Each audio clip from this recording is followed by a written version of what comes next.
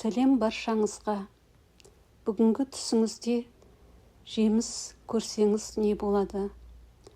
Түсіңде жемістерді көру көбінесе молшылықты, еңбектің жемісін, қуанышты, денсаулықты немесе эмоционалды жетілуді білдіреді. Мағынасы түстің мазмұны мен көрінген нақты жемістерге де байланысты. Піскен шырынды жемістер сәттілік, табыс, тілектердің орындалу. Шикі немесе шіріген жемістер үмітсіздік, орындалмаған үміттер.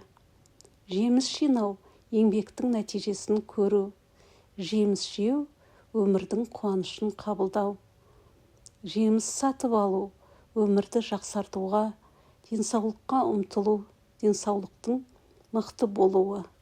Түсіңізде алма көрсеңіз, білім, немесе көк алмалар, піспеген алмалар, азғыру, жақсы жемістер, махаббат, алмұрт, тыныштық, үйлесім, жүзім, молшылық, мереке, рухани еңбек.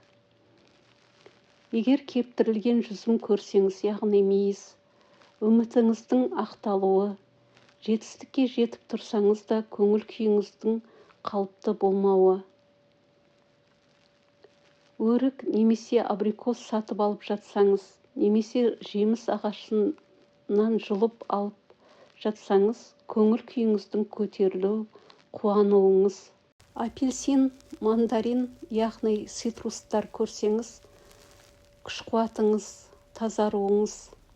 Ал банан көрсеңіз, жасырын өзіңіздің қалауларыңыз. Ал жаңғақ, даналық, жасырын мүмкіндік, еңбектің жемісін көру.